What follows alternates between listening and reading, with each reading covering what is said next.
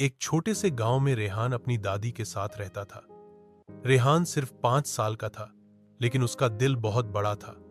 उसकी दादी उसे रोज पुरानी कहानियां सुनाती थी और दोनों मिलकर खेतों में काम कर वे मिट्टी के घरों में खेलते और रात को तारे गिनकर सो जाते।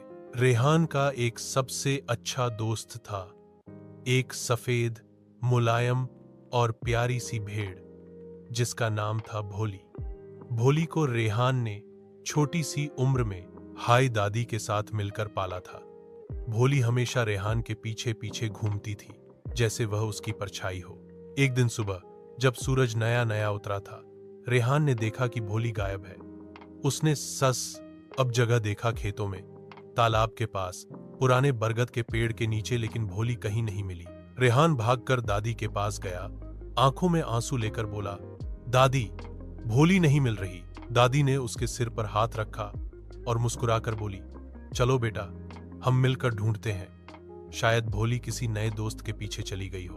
दोनों ने छोटी सी टोकरी में थोड़ा सा खाना डाला और गांव के पार निकल पड़े, जहां जंगल शुरू होता था। रेहान जोर जोर से चिल्लाता, भूली, भूली, कहां हो? थोड़ी देर बाद उन्हें एक छोटी सी आवाज सुनाई दी, मैं। रेहान ने जंगल के एक कोने में जाके देखा तो क्या देखता है, भोली एक झाड़ी के पास खड़ी थी और उसके पास 3 छोटी छोटी भूल गई भेड़ के बच्चे थे।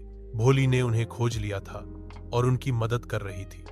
मुझे लगता है शायद वो उनकी मां नहीं थी, लेकिन उसका दिल मां जैसा था। रेहान ने दादी की तरफ देखा और बोला, दादी, भोली तो हीरो निकली। दादी ने हंसकर कहा, बेटा, कभी कभी हमारे दोस्त भी किसी और की मदद के लिए निकल जाते हैं, पर वो कभी हमें भूलते नहीं। रेहान ने भोली को गले लगाया और उन छोटी भेड़ों को भी। उस दिन के बाद भोली सिर्फ रेहान की नहीं रही, वो पूरे गांव की यारी दोस्त बन गई। रात को जब तारे चमक रहे थे, दादी ने रेहान को एक नई कहानी सुनाई, भोली की बहादुरी की कहानी। रेहान सोचता रहा, मैं बड़ा हो के भोली जैसा बहादुर बनूंगा। और गांव एक नई कहानी जानने वाली थी, रेहान, दादी और भोली की दोस्ती की कहानी।